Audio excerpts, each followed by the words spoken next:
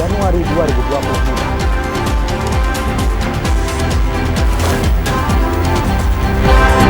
Selama libur Nataru, jumlah penumpang di Bandara Sultan Toha Jambi mencapai 49.000 lebih.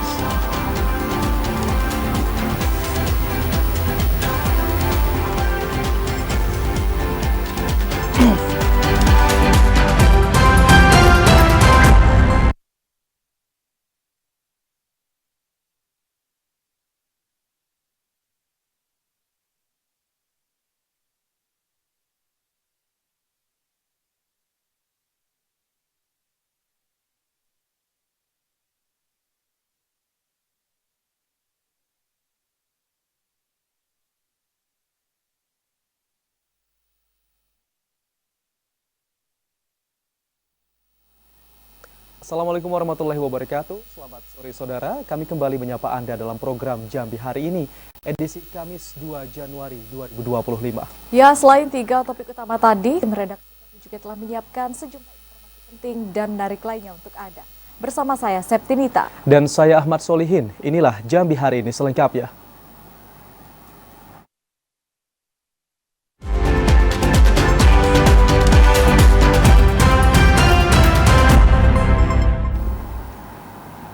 Saudara, pemerintah Kota Jambi berkomitmen untuk memberantas aksi geng motor yang semakin marak. Pemetaan daerah rawan akan dilakukan oleh Pemkot Jambi dengan melibatkan TNI Polri. Aksi geng motor di Kota Jambi masih marak terjadi. Bahkan dalam beberapa hari terakhir, keberadaan geng motor semakin meresahkan masyarakat. Pemerintah Kota Jambi berkomitmen untuk mengatasi geng motor, yakni dengan pemetaan daerah rawan yang kerap terjadi aksi geng motor ataupun tempat yang kerap dilakukan tempat berkumpulnya geng motor. Sekda Kota Jambi Ridwan mengatakan, untuk mengantisipasi geng motor tidak hanya tugas TNI Polri, pemerintah juga harus berperan aktif agar Kota Jambi menjadi daerah yang aman dan nyaman. Koordinasi dengan teman-teman TNI Polri itu perintahnya, sehingga kita bisa memantau di mana di setiap wilayah kecamatan itu yang sering tempat anak-anak berkumpul rawan, ya sangat rawan, itu perlu kita petakan. Ini tidak tanggung jawab teman-teman TNI Polri, tanggung jawab kita bersama lah, ya kan. Dan segera dilaporkan kepada pihak yang berwajib, kepada Polri. Dan ini instruksi Pak Kapolda juga seperti itu, Polres termasuk Forkompinda hasil rapat kita kemarin, dan kita sama-sama semua lini untuk mengamankan itu. Pemerintah Kota Jambi masih akan rapat bersama dengan instansi terkait dengan rencana pemberlakuan pembatasan jam malam dan juga patroli. Joko TVRI Jambi melaporkan. BMKG Jambi memprediksi potensi hujan lebat disertai petir dan angin kencang akan melanda Provinsi Jambi di bulan Januari 2025. Masyarakat diimbau untuk waspada terhadap potensi bencana banjir dan longsor.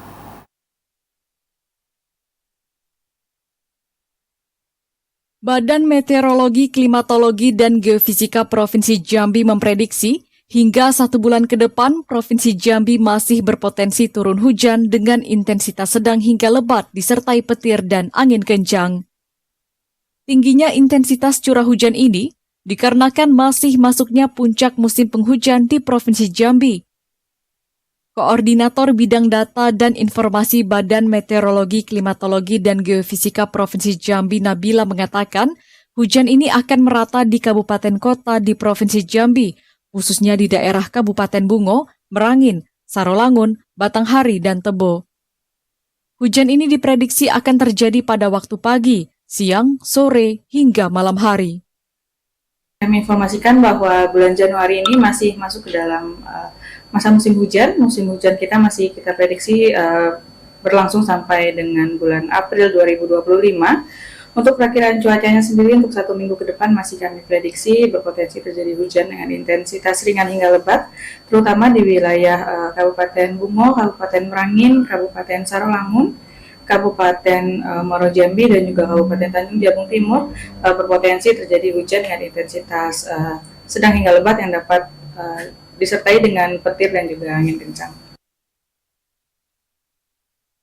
Masyarakat diimbau untuk tetap waspada terhadap potensi bencana alam seperti banjir dan tanah longsor, serta bagi nelayan agar tidak melaut saat hujan deras. Ashar, TVRI Jambi melaporkan. Kinerja level regional Provinsi Jambi hingga November 2024 mengalami pertumbuhan perekonomian sebesar 4,01% years on years. Peran APBN terus dioptimalkan untuk menjaga perekonomian dan meningkatkan kesejahteraan masyarakat serta mendukung program prioritas pemerintahan baru. Kinerja APBN hingga 30 November 2024 menjadi pondasi kuat untuk pelaksanaan APBN tahun 2025. Realisasi APBN di daerah terus menunjukkan tren positif pada sisi realisasi pendapatan dan belanja, penyaluran KUR, UMI, dana desa, dan penyaluran DAK fisik dan DAK non-fisik. Berdasarkan rilis data DJPB Provinsi Jambi, kinerja level regional Provinsi Jambi mengalami pertumbuhan perekonomian sebesar 4,01% years on years.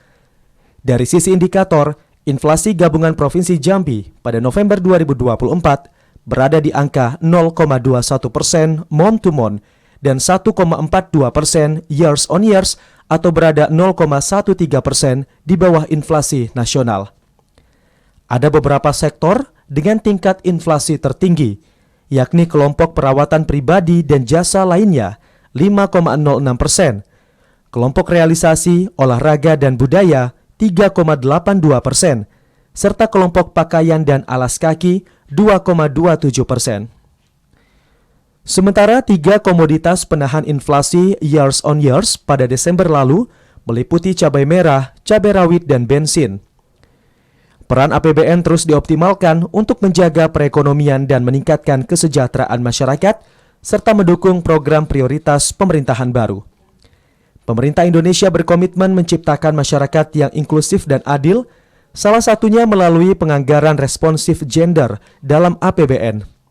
Kebijakan dan program responsif gender dirancang untuk memenuhi kebutuhan, aspirasi, dan hak perempuan, termasuk para ibu, untuk mendukung peran penuh mereka dalam pembangunan bangsa. Joko, TVRI Jambi melaporkan. Saudara, harga telur ayam ras tingkat peternak di Kabupaten Kerinci pada awal tahun 2025 merangkak naik. Hal itu disebabkan tingginya permintaan dari masyarakat. Harga telur ayam ras di tingkat peternak Kabupaten Kerinci mengalami kenaikan. Saat ini harga telur ayam ras mencapai Rp25.000 hingga Rp27.000 per kilogram, naik dari sebelumnya yang hanya Rp22 sampai Rp23.000. Kenaikan harga sudah terjadi sejak 1 pekan terakhir yang disebabkan tingginya permintaan masyarakat, namun tidak didukung oleh ketersediaan telur yang mencukupi. Salah seorang peternak ayam petelur Dam Rizal mengatakan, tingginya permintaan masyarakat terhadap telur ayam ras membuatnya kesulitan untuk memenuhi kebutuhan konsumen. Dalam satu hari ia hanya mampu menghasilkan 28 hingga 30 kg telur, sedangkan permintaan konsumen mencapai 100 kg per hari. Bertepatan dengan Natal dan Tahun Baru 2025 yang semulanya harga telur Rp22.000 sampai Rp23 per kilo dan sekarang telah menjadi Rp25 sampai Rp27, bahkan ada yang sampai Rp30 per kilogramnya.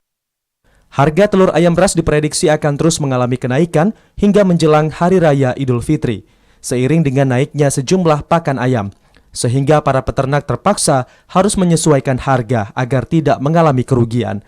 Ilwan, TVRI Jambi melaporkan. Pemerintah Kota Jambi siap mengembangkan swasembada pangan, salah satunya komoditas jagung yang akan menjadi program unggulan di masyarakat. Komoditas jagung akan menjadi program unggulan pemerintah Kota Jambi dalam mendukung swasembada pangan yang merupakan program Presiden Republik Indonesia Prabowo Subianto. Kepala Dinas Ketahanan Pangan dan Hortikultura Kota Jambi, Efridal Asri mengatakan, jagung ini dapat memenuhi kebutuhan pangan di masyarakat, sehingga harus didorong dan dikembangkan untuk meningkatkan perekonomian di sektor pertanian. Diharapkan nantinya petani dapat mandiri dalam mengelola lumbung pangan, sehingga tidak ketergantungan dengan daerah lain dalam mencukupi kebutuhan pangan. Dinas Pertanian atau sektor pertanian akan menjadi unggulan depannya di dalam memenuhi kebutuhan pangan, di mana memang cita daripada pemerintah pusat Bapak Prabowo Presiden Indonesia itu sudah program prioritasnya adalah pencapaian swasembada pangan dan diharapkan daerah-daerah sudah mampu mandiri pangan nantinya. Nah, harapan kita potensi-potensi yang ada di daerah itu bisa kita kembangkan dan kita bisa tingkatkan. Pihaknya juga siap memberikan bantuan dan melakukan pembinaan ke petani sehingga potensi gagal panen dapat diantisipasi dengan baik. Joko TVRI Jambi melaporkan. Usia padi 1 bulan di Kecamatan Geragai rentan terhadap serangan hama orong-orong pada musim penghujan. Hama tersebut kerap menyerang pada malam hari.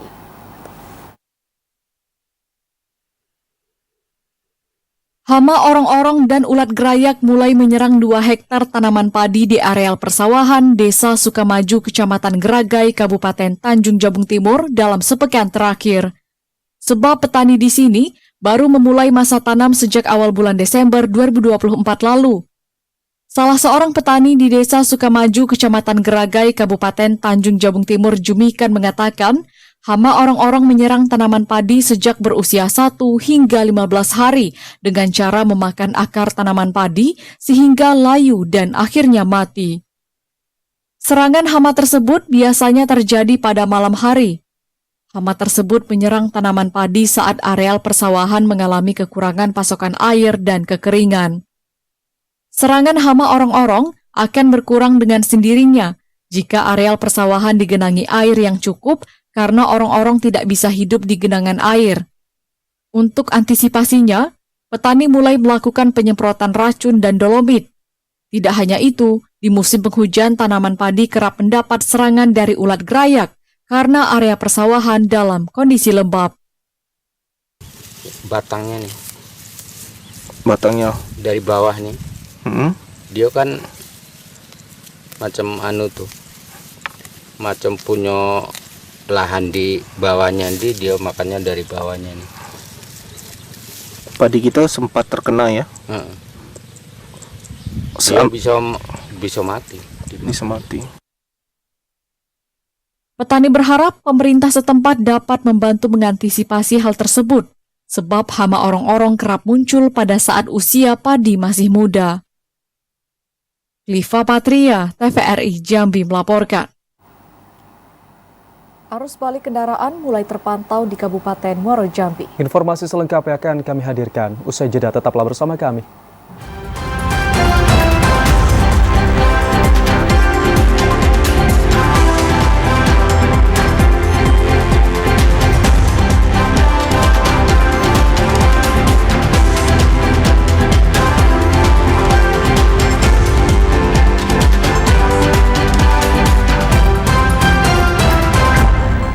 Anda bergabung dalam segmen Liburan Seru Nataru. Saudara, puncak arus balik libur Natal dan Tahun Baru 2025 yang melintasi jalan lintas Sumatera di Kabupaten Sarolangun terjadi pada tanggal 1 hingga 2 dini hari. Hal ini juga seiring berakhirnya libur sekolah. Sejumlah ruas jalan lintas Sumatera pada 1 Januari kemarin terpantau volume kendaraan pribadi mendominasi menuju Pulau Jawa. Kondisi yang sama juga terpantau di ruas jalan antar kabupaten menuju kota Jambi. Kasat Lantas Polres Sarolangun AKP Rio Rinaldi Siregar mengatakan, berdasarkan pengalaman dari tahun-tahun sebelumnya, 2 Januari dini hari selalu terjadi lonjakan signifikan dan menjadi puncak arus balik libur Nataru. Kendaraan roda 4 mendominasi melintas di jalan lintas Sumatera yang berada di wilayah hukum Polres Sarolangun dari arah Medan menuju Sumatera Selatan. Selain itu, kendaraan pribadi warga sekitar juga terpantau melintas untuk liburan awal tahun baru. Berdasarkan pemantauan, volume kendaraan arus mudik yang melintas di wilayah jalan lintas Sumatera menurun karena kendaraan bus dan mobil pribadi lebih banyak melintas di wilayah Jambi menuju Pekanbaru. Untuk peningkatan ada, cuma tidak signifikan. Hanya sekitar 2-3% volume kendaraan bertambah yang melintas di kota Sarolangun. Secara umum, ruas jalan lintas Sumatera yang berada di Kabupaten Sarolangun kondisinya dalam keadaan baik dan hampir dipastikan tidak ada jalan berlubang dan bergelombang yang dapat menghambat arus kendaraan untuk melintas. Edi Kusnadi, TVRI Jambi melaporkan. Puncak arus balik pasca libur Natal dan Tahun Baru diprediksi pada hari ini. Para pemudik yang melakukan perjalanan balik diimbau untuk tertib berlalu lintas. Seperti inilah kondisi arus balik kendaraan yang melintas di Jalan Lintas Timur Sumatera, tepatnya di wilayah Kecamatan Jambi Luar Kota, Kabupaten Muaro Jambi. Terpantau volume kendaraan meningkat jika dibandingkan pada hari sebelumnya. Berdasarkan catatan dari petugas pos pelayanan Citra Raya City Polsek Jaluko, pada puncak arus balik terpantau ada sekitar 4.230 kendaraan pemudik yang balik, baik dari arah Pekanbaru Riau, Sumatera Barat, dan Sumatera Selatan yang melintas di Jalan Lintas Timur Sumatera Jambi. Anggota Posyan Brigadir Herdiansyah mengatakan, meski adanya peningkatan volume kendaraan, namun lalu lintas terpantau lancar dan aman. Tidak ada kemacetan yang disebabkan oleh tingginya mobilitas kendaraan.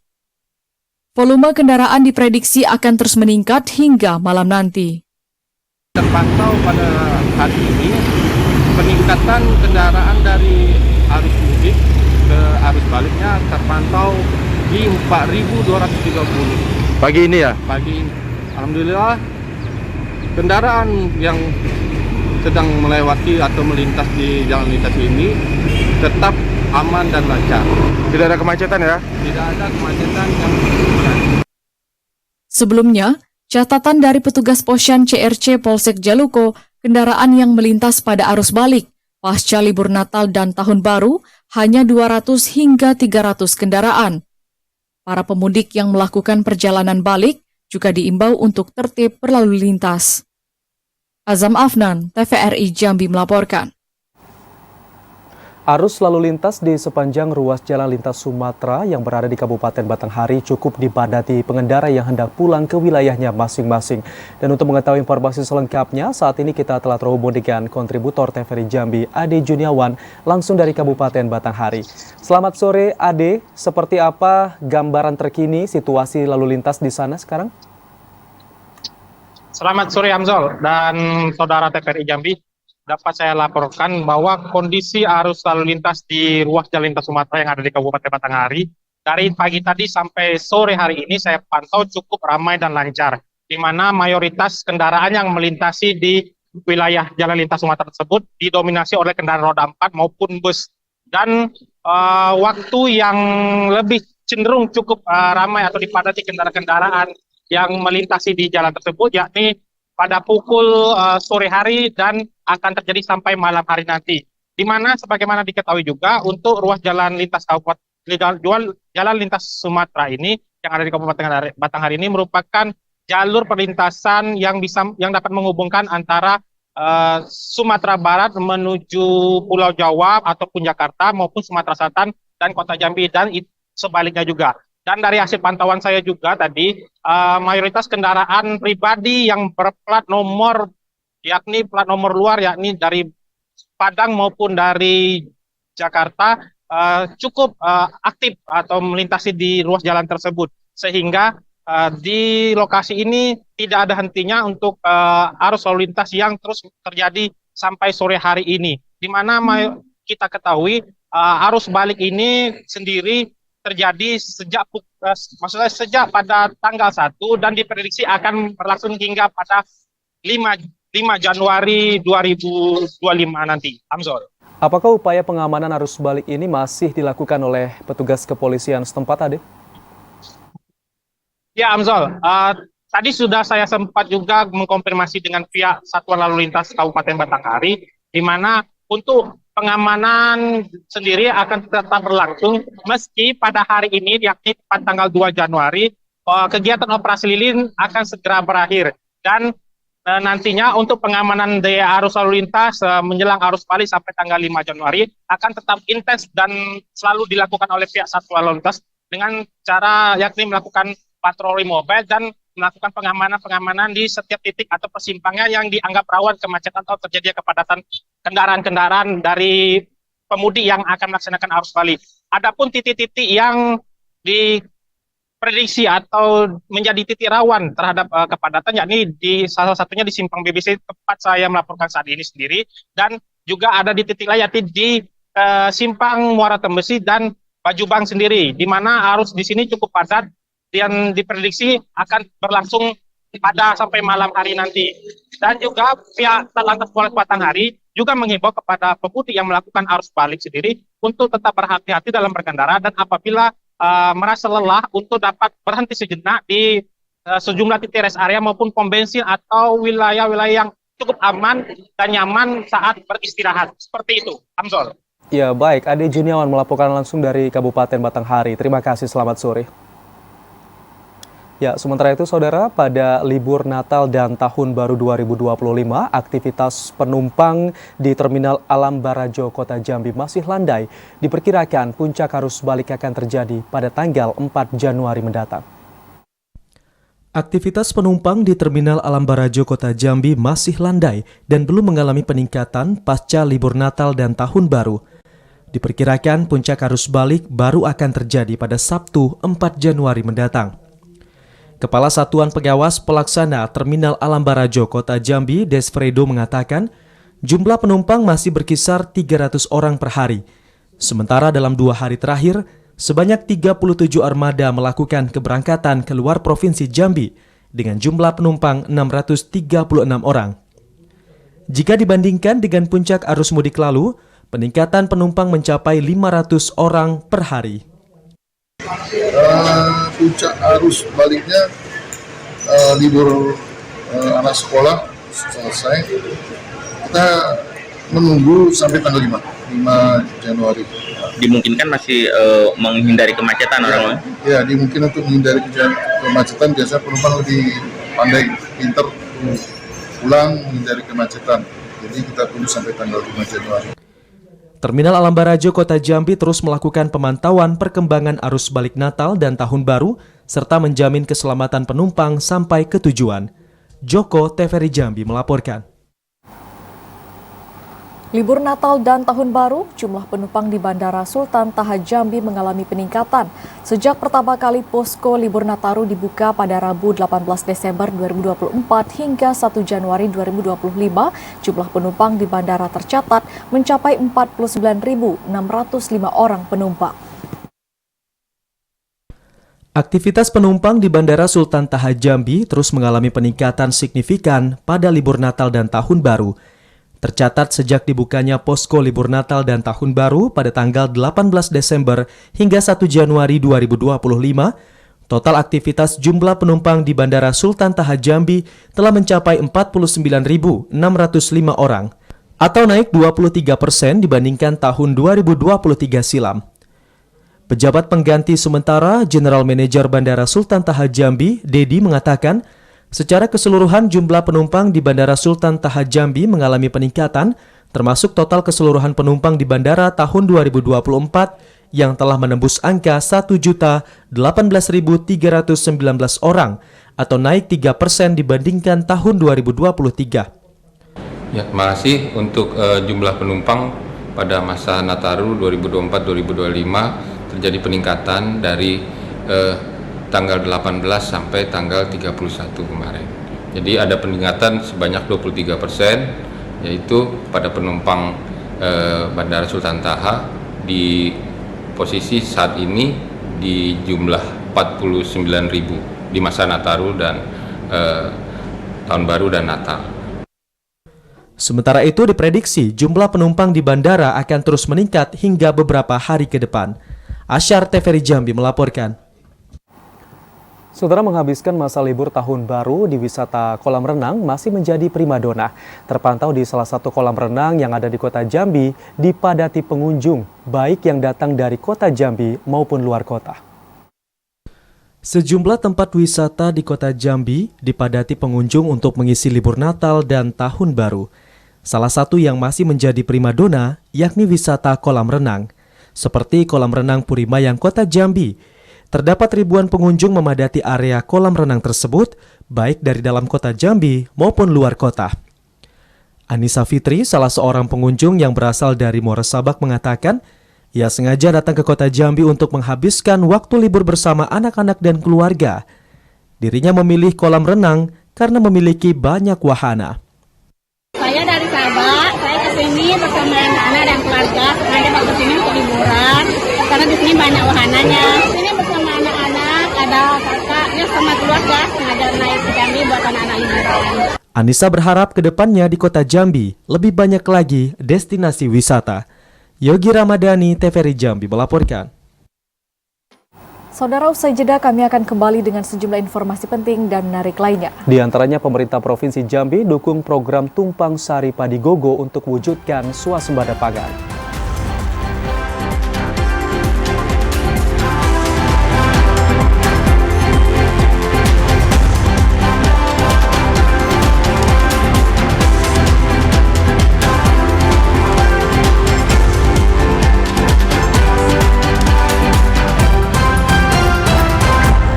Terima kasih saudara, Anda masih bersama kami di Jambi hari ini. Gubernur Jambi Al-Haris berkomitmen untuk mendukung suksesnya penanaman tumpang sari padi gogo di daerah. Dukungan ini untuk mewujudkan swasembada dan ketahanan pangan sesuai dengan misi Asta Cita. Pemerintah Provinsi Jambi berkomitmen untuk mendukung suksesnya program penanaman padi gogo di daerah. Dukungan ini sebagai upaya mewujudkan swasembada dan ketahanan pangan sesuai misi Asta Cita pemerintah pusat.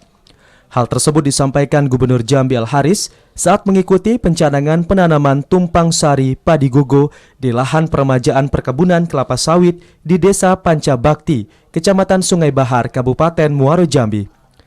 Program penanaman tumpang sari padi gogo yang digagas Kementerian Pertanian itu dinilai mampu mendorong optimalisasi penggunaan lahan agar lebih efektif dan efisien untuk memaksimalkan hasil produksi maupun pendapatan masyarakat. Penanaman varietas padi yang dapat ditanam pada lahan perkebunan ini menjadi strategi yang baik untuk diterapkan di daerah karena wilayah Provinsi Jambi sebagian besar merupakan tanah mineral yang didominasi perkebunan. Suksesnya budidaya penanaman padi gogo di seluruh wilayah diyakini mampu menjaga ketahanan pangan nasional menjelang musim kemarau. Gubernur Al-Haris menegaskan bahwa pemerintah Provinsi Jambi siap untuk mendukung keberhasilan penanaman padi gogo yang ditargetkan mencapai 780.000 hektar untuk Provinsi Jambi. Dua program yang sekaligus berjalan di sini. Pertama adalah replanting sawit yang sudah usia yang sudah tua. Yang kedua, tumpangkan lagi dengan menanam padi gogo lokasi itu. Artinya apa? Target kita ke depan sawitnya produksinya meningkat dengan pohon yang baru. Kemudian juga kita juga ingin swasembada beras ke depan. Kenapa? 2027 pemerintah tidak akan lagi mengimpor beras, targetnya begitu. Nah, tugas kita apa di daerah? Mendukung semua kebijakan pemerintah pusat, yaitu menanam padi, apakah itu padi gogo dan padi sawah, agar nanti kita bisa swasembada dan tidak impor lagi. Paling tidak di daerah Jambi cukup beras untuk kita. Itu dulu. Penanaman tumpang sari padi gogo di lahan perkebunan kelapa sawit menjadi langkah komprehensif dalam upaya mencapai swasembada pangan untuk menuju Indonesia Emas 2045. Randy Arta, TVRI Jambi melaporkan. Gubernur Jambi Al-Haris minta UPD di lingkup pemerintah Provinsi Jambi untuk mematangkan pelaksanaan program makan bergizi gratis di daerah yang menjadi program prioritas nasional. Organisasi perangkat daerah di lingkup pemerintah Provinsi Jambi diminta untuk mematangkan pelaksanaan program makan bergizi gratis di daerah, karena program tersebut menjadi program prioritas yang ditetapkan pemerintah pusat untuk mewujudkan 8 misi Asta Cita yang ditargetkan mulai bergulir sejak awal 2025. Gubernur Jambi Al-Haris mengatakan, pematangan realisasi program makan bergizi gratis harus diupayakan dengan baik agar memberikan dampak yang optimal bagi masyarakat. Tersedianya bahan pangan yang mencukupi untuk kebutuhan program yang diperuntukkan bagi anak-anak sekolah itu menjadi bagian penting pemaksimalan potensi MBG untuk memberikan efek kesejahteraan yang lebih luas. Mampunya para petani daerah menjadi pemasok bahan-bahan yang dibutuhkan pada program MBG perlu dilakukan agar pendanaan program tersebut berdampak pada peningkatan ekonomi masyarakat. Gubernur Al-Haris menekankan, pemerintah Provinsi Jambi siap untuk melaksanakan program yang telah dirancang oleh pemerintah pusat dalam upaya mewujudkan Indonesia Emas 2045. Ketika ekonomi daerah itu bangkit dengan uang yang yang tadi gratis itu luar biasa, ya kan? Luar biasa dampak yang muncul ketika ini berjalan. Tinggal lagi kesiapan kita di daerah sekalian. Artinya daerah mesti menyambut ini dengan baik. Kalau ini jangan bayangkan 7-8 M itu mengambil beredar uang di Jambi dengan membeli bahan-bahan pokok yang ada di Jambi ini. Tujuan utama program makan bergizi gratis digulirkan pemerintahan Prabowo Gibran untuk meningkatkan kualitas sumber daya manusia Indonesia melalui perbaikan gizi anak. Randy Arta, TVRI Jambi melaporkan. Saudara, kasus penyalahgunaan narkoba di Kabupaten Batanghari meningkat selama 2024. Informasinya akan kami hadirkan usai jeda sesaat lagi. Tetaplah bersama kami.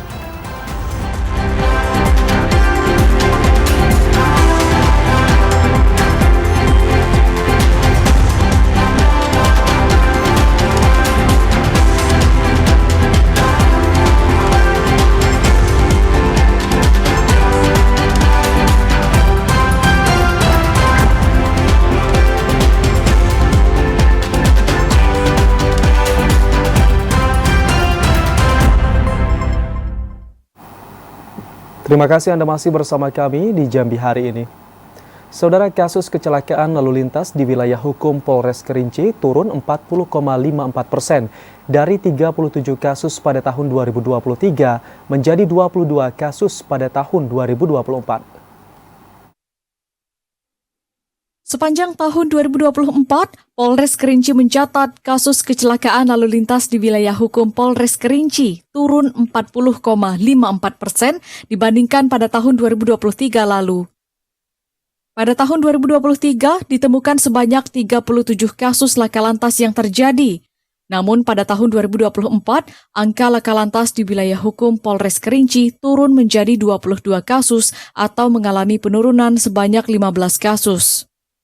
Kapolres Kerinci AKBP Muhammad Mujib mengatakan, menurunnya angka laka lantas di wilayah hukum Polres Kerinci merupakan upaya jajaran Satuan Lalu Lintas Polres Kerinci yang terus melakukan himbauan dan penertiban kepada masyarakat untuk selalu mematuhi peraturan lalu lintas.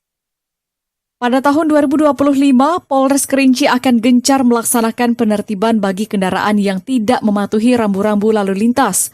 Para pelanggar akan ditindak sesuai peraturan undang-undang yang berlaku. Fahlan, TVRI Jambi melaporkan. Satlantas Polresta Jambi mencatat adanya peningkatan jumlah angka kecelakaan yang terjadi di kota Jambi sepanjang tahun 2024. Dari 562 insiden kecelakaan lalu lintas, 52 orang dinyatakan meninggal dunia. Untuk mengetahui informasinya, kita telah terhubung dengan kontributor TVRI Jambi, Asyar Patalagi. Selamat sore, Asyar. Apa penyebab utama tingginya angka kecelakaan di kota Jambi, Asyar? Ya, selamat sore, Septi. Ya, pemirsa, dapat saya laporkan menurut data milik Satlantas Polresta Jambi, jumlah insiden kecelakaan lalu lintas di kota Jambi sepanjang tahun 2024 mengalami peningkatan dibandingkan pada tahun 2023 silam. Di mana menurut data Satlantas Polresta Jambi sepanjang tahun 2024 insiden laka lantas yang terjadi di kota Jambi sebanyak 562 insiden kejadian. Dari 562 insiden kejadian itu 52 orang diantaranya meninggal dunia dan 755 mengalami luka ringan. Kapolresta Jambi Kombes Pol Eko Wahyudi mengatakan bahwasanya dibandingkan pada tahun 2023 silam yang ditemukan 518 kasus insiden kecelakaan di tahun 2024 ini, sebanyak 562 insiden kecelakaan lalu lintas yang terjadi di kota Jambi. Tingginya kecelakaan lalu lintas di kota Jambi ini disebabkan sejumlah pelanggaran yang terjadi di kota Jambi dan dilakukan oleh sejumlah pengendara. Hal ini dipastikan dari data pelanggaran yang telah dilakukan pendataan oleh petugas kepolisian Polresta Jambi sepanjang tahun 2024. Adapun jumlah data pelanggaran yang dilakukan oleh sejumlah pengendara sebanyak 5.986 pelanggaran lalu lintas dengan rincian 4.665 yang telah dilakukan penilangan dan 1.321 telah dilakukan teguran.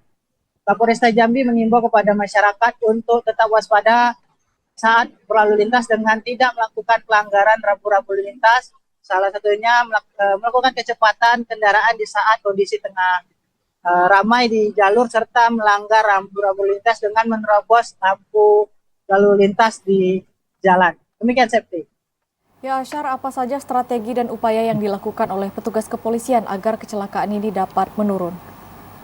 Ya, dari data laka lantas yang mengalami peningkatan di tahun 2024 ini, Kapolresta Jambi kedepannya akan melakukan peningkatan pengawasan dengan melakukan razia secara berkala, yakni razia zebra maupun razia konvensional secara kasat mata yang dilakukan di sejumlah titik-titik rawat kemacetan dan pelanggaran di Kota Jambi. Diharapkan dengan melakukan razia secara berkala ini dapat menekan jumlah laka lantas yang terjadi di Kota Jambi.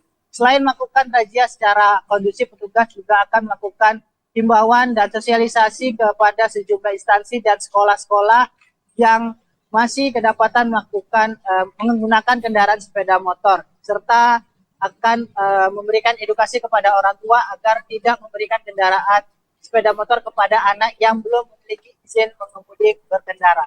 Demikian. Ya, berbagai upaya dan strategi dilakukan oleh pihak kepolisian untuk mengatasi dan juga menurunkan angka laka lantas di Kota Jambi. Terima kasih Asyar atas laporan Anda. Selamat sore dan selamat bertugas kembali. Dalam rilis yang dilakukan Polres Batanghari terhadap penanganan kasus tindak pidana narkoba tahun 2024 lalu, ditemukan sedikit peningkatan kasus narkotika bila dibandingkan dengan tahun sebelumnya. Kasus narkoba di Kabupaten Batanghari pada tahun 2024 lalu terbilang cukup mengalami peningkatan jika dibandingkan tahun sebelumnya. Hal ini diungkapkan Wakapolres Batanghari, Kompol Muhammad Ridho, saat konferensi pers beberapa waktu lalu di Aula Mapolres Batanghari. Dalam pengungkapan tindak pidana narkoba selama 2024, terdapat 61 kasus atau naik 6,77% dari tahun sebelumnya yang hanya 52 kasus.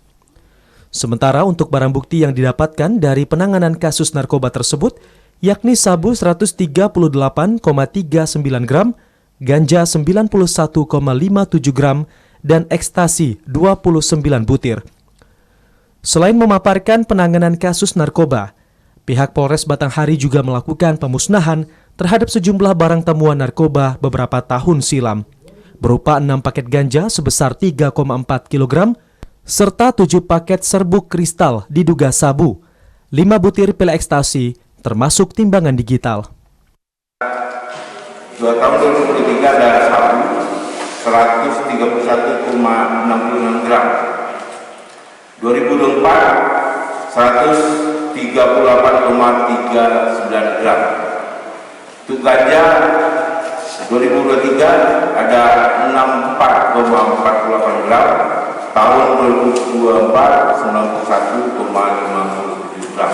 Upaya rilis serta pemusnahan ini sebagai bentuk evaluasi terhadap kinerja petugas kepolisian dalam penanganan kasus narkoba, agar ke depan penyalahgunaan narkoba dapat terus ditekan. Ade Juniawan, TVRI Jambi melaporkan. Sementara kasus penyalahgunaan narkoba di Kabupaten Tanjung Jabung Timur sepanjang tahun 2024 mengalami penurunan, seluruh kecamatan di Tanjabtim diklaim polisi sebagai tempat penyebaran narkoba. Polres Tanjung Jabung Timur berhasil mengungkap 85 kasus kriminal selama tahun 2024. 40 kasus diantaranya merupakan kasus penyalahgunaan narkoba. Berdasarkan data Polres Tanjung Jabung Timur, jumlah kasus penyalahgunaan narkoba selama tahun 2024 mengalami penurunan dibandingkan tahun sebelumnya. Kapolres Tanjung Jabung Timur AKBP Maulia Kuswicaksono mengatakan, pada tahun 2023, Polres Tanjung Jabung Timur berhasil mengungkap 45 kasus penyalahgunaan narkoba dengan 53 tersangka, terdiri 50 laki-laki dan 3 perempuan. Dari hasil tersebut, petugas berhasil mendapatkan narkoba jenis sabu dengan berat 3,502 gram. Sementara, pada tahun 2024 berhasil mengungkap 40 kasus penyalahgunaan narkoba dengan 56 tersangka, terdiri dari 54 orang laki-laki dan 2 orang perempuan. Adapun dari tangan tersangka, polisi berhasil mendapatkan 267,82 gram narkoba jenis sabu dengan 50 butir pil ekstasi. Tersangka didominasi dengan status pekerjaan karyawan swasta yang riwayat pendidikan terakhirnya beragam dan dengan usia 20 hingga 40 tahun. Dari sekian tersangka, kasus penyalahgunaan narkoba rata-rata pemakai dan sebagian lagi pengedar. Penyebaran narkoba ini hampir di seluruh kecamatan di Kabupaten Tanjung Jabung Timur. Dan yang memang kadang tidak terpantau itu daerah-daerah yang polsek di ujung, seperti Sadu, di Panjang, yang di sana merupakan banyak kegiatan masyarakat. Tapi memang kita sudah berkomitmen untuk menghindarkan segala bentuk kejahatan narkoba. Beberapa faktor yang mengakibatkan mereka terjerumus barang haram tersebut, salah satunya karena pengaruh lingkungan, memiliki masalah keluarga, diajak teman, hingga faktor kecanduan. Cliva Patria, TVRI Jambi melaporkan. Untuk menghindari kepungan polisi, pelaku pencuri kelapa sawit nekat terjun ke Sungai Batanghari. Meski berhasil menyeberangi sungai, namun pelaku berhasil diringkus polisi. Seorang pelaku pencuri buah kelapa sawit di RT 04 Desa Rukam, Kecamatan Taman Rajo, Kabupaten Muaro Jambi, nekat terjun ke Sungai Batanghari saat polisi ingin menangkapnya. Pelaku berinisial AJ berusia 31 tahun ini nekat bertaruh nyawa dengan berenang menyeberangi sungai terpanjang di Pulau Sumatera tersebut. Meski berhasil menyeberangi sungai, namun pelaku berhasil diringkus polisi saat bersembunyi di dalam semak-semak. Pelaku AJ merupakan salah satu dari 2 pelaku pencurian kelapa sawit yang sangat meresahkan warga. Sementara satu pelakunya lagi, yakni berinisial H, masih dalam pengejaran polisi. Kanit Reskrim Polsek Muaro Sebo Ibda Teguh Santiko Prasetyo mengatakan, selain mengamankan pelaku, polisi juga turut menyita barang bukti dari pengungkapan kasus pencurian kelapa sawit. Pelaku berhasil melarikan diri sampai ke seberang Sungai Batanghari, tepatnya di Desa Rukam. Lalu kita lakukan pengejaran. Alhamdulillah pelaku inisial AJ berhasil kita amankan dengan selamat. Barang bukti yang kita amankan berupa 13 tandan buah sawit yang tertinggal, 1 dodos panjang 4 meter, 1 buah tojok, dan 1 buah angkong. Guna mempertanggungjawabkan perbuatannya, pelaku saat ini harus merasakan pengapnya sel tahanan Polsek Muaro Sebo. Pelaku dijerat pasal 363 KUHP tentang pencurian dengan pemberatan hukuman pidana maksimal 7 tahun penjara. Azam Afnan, TVRI Jambi melaporkan. Sampai di sini kami menemani Anda di Jambi hari ini. Terima kasih atas perhatian dan kebersamaan Anda, dan akhirnya saya Ahmad Solihin. Dan saya Septinita bersama kerabat kerja yang bertugas pamit undur diri. Wassalamualaikum warahmatullahi wabarakatuh dan sampai jumpa.